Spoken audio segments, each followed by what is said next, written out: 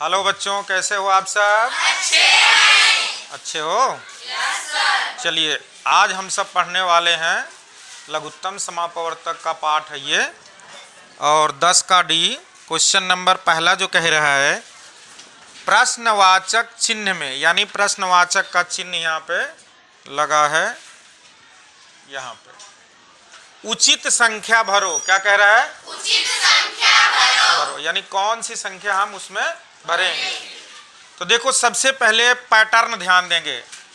यह है पैटर्न प्रश्न का बनाया गया। देखो यहाँ पे लिखा है 6, यहाँ 18, यहाँ 18। आपका क्वेश्चन बीच वाला है, इसका मतलब इस बीच वाले अंक पर आपको फोकस करना है। ठीक है बेटा? ये 6 और 18 का क्या संबंध है कि 18 यहाँ पे आया है? इसका मतलब है 6 और 18 का देखो लसाप है। ये 6 और 18 का लसाप पे निकालोगे लघुत्तम समापवर्तक तो 18 आएगा। उसी तरह देखो 11 और 7 का जब लसाप पे निकालोगे तो 77 आएगा। चूंकि देखो 11 से भी कटेगा ये और 7 से भी कटेगा, कट रहा है ना। उसी तरह से तुम्हें ऐसा संख्या खोजना है जो 14 से भी कटे और 21 से भी कटे। तो क्या करोगे? 14 और 21 का लसाप पे निकालोगे। क्या निकालोगे? लसाप पे। किससे कटेगा? तो 2 7 14 और 21 है ना इधर। तो ऐसी संख्या खोजो जो दोनों संख्याओं को कटाए। ऐसी संख्या खोजो जो दोनों को कटाए। ऐसी कोई संख्या दिख रही है? 7। देखो, आप छोटे बच्चों की तरह मत बनाओ। अभी आपके पास 2 ही संख्या है लसाप पे निकालने का ना, तो फिर 2 से काटोगे तो 14 कटेगा, 21 नहीं कटेगा। तो ऐसी संख्या मत ढूंढो, ऐसी संख्या ढूंढो जो दोनों को कटाए, और नहीं कटाए तो गुणा कर दो। ठीक है, समझ रहे हो मेरी बात? तो ये 7 से हम लोग कटाएंगे। 7 दूना 14, 7 त्रिका। अब देखो, अगर 2 से काटोगे तो ये कटेगा, 3 नहीं कटेगा। 3 से कटाओगे 3 कटेगा, ये नहीं कटेगा। तो आपको अब कुछ नहीं करना है, सीधे सीधे गुणा करिए। 7 गुणा 2 गुणा 3 जो नीचे बचा है, 7 दूना 14, 14 तिया 42, यानी आपका आंसर हो गया 42। यहाँ 42 भरा जाए। बात समझ में आ गई? सबको समझ में आई बात ये? चलिए, दूसरा सवाल क्या कह रहा है, देखिए ध्यान से। दूसरा सवाल कह रहा है कि निम्न संख्या युग्मों के समापवर्त ज्ञात कीजिए जिनका मान 80 से कम हो। जिनका मान 80 से कम हो, यानी 80 से कम वाला ज्ञात करना है। तो देखना है पहला सवाल है 9 और 15। 9 और 15 तो कैसे बनाओगे आप? कोई बना सकता है? कौन बनाएगा इसको? 9 और 15 क्या कह रहा है? इन जोड़ों में से ऐसा समापवर्त खोजना है जिनका मान 80 से कम हो, यानी 80 से कम वाले को ढूंढना है। आइए आप बनाइए।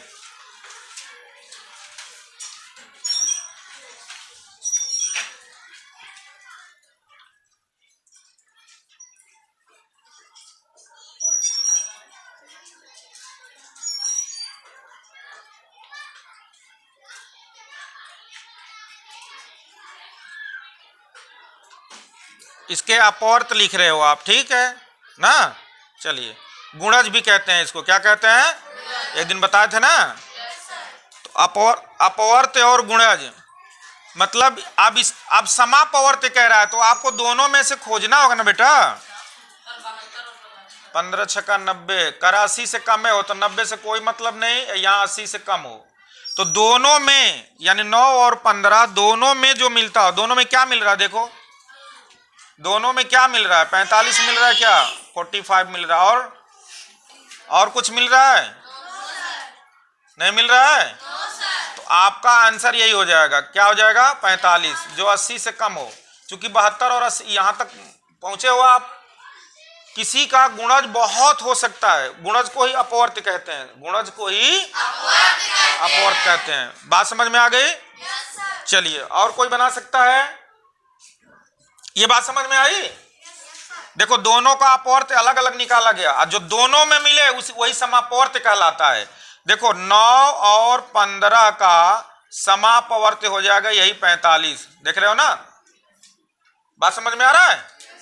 तो चलिए, दूसरा सवाल देख लीजिए। 9 और 15 के बाद 6 और 10, 6 और 10। तो आप वैसे निकालेंगे 6 का जो ना अपवर्त निकालिए, 6 कम 6, 6 दूना 12, 6 3, 6 चौका 6 5, 6 छवा का 6 सते, 6 अठे 6 नवाई, 6 दम में 60, थोड़ा सा दूर लिखना पड़ रहा, 6 दम में 60 कर लीजिए। फिर 11 छक्का 66, 12 छक्का 72, 13 छक्का 78, 14 छक्का बोलिए 84, और हाँ 80 से ज्यादा करा था तो इसको छोड़ देंगे। अब क्या करेंगे? छोड़ देंगे। उसी तरह से आप निकालिए 10 का, तो 10 से कम 10, 10 दूना 20, 10 33, 10 छक 40, 10 छक 60, 10 70, 10 80। 80 से कम कह रहा था, 80 को छोड़ देंगे। ठीक है।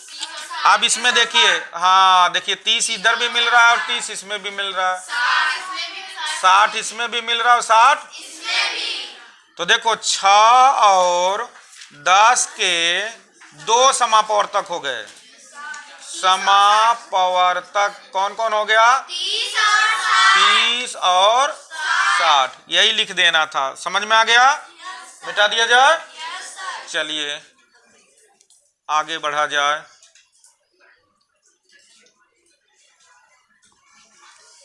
अगला सवाल क्या कह रहा है? 8 और 9, 8 और 9। तो 8 का क्या करेंगे? अपवर्त ज्ञात करेंगे। 8 कम 8 दूना 8 त्रिका 8, हाँ हाँ हाँ 8 दूना 16, 8 चौका 8 5, 8 छक्का 8 सते 8 28, 8 नवा। अब 80 लिखने नहीं है। चलिए 9 का 9 कम 9 दूना 9 त्री 9 चौका 9 पचे 9 छक्का 9 7 9 8। अब आगे लिखने ही नहीं है, चूंकि वो कह रहा है 80 से कम ही हो, तो उतने अपूर्त लिखिए। केवल 72। दोनों में कौन मिल रहा है? केवल 72। तो आपका आंसर हो गया 72। एक सवाल और बचा है, वो भी देख लीजिए। 7 और 11। तो 7 का लिखिए। हाँ आइए, कौन बनाएगा? आइए। चलिए, क्या नाम है आपका? अनुभव सिंह। चलिए बनाइए। हाँ 7 का पहले लिखिए।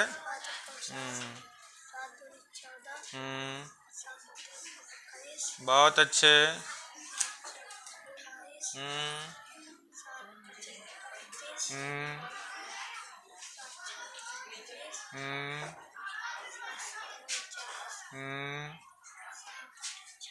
सब लोग देखिए।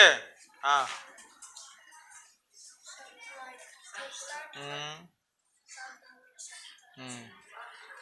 और 7 और 11 का लिखना था। 11 का लिखिए। हाँ क्या हुआ?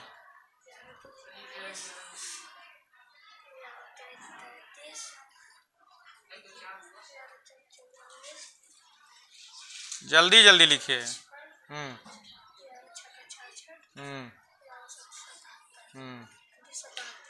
केवल 77 दोनों में मिल रहा है, इसलिए आपका 77 आंसर हो गया। बहुत अच्छा, क्लैपिंग करिए। बहुत अच्छा बनाया इन्होंने।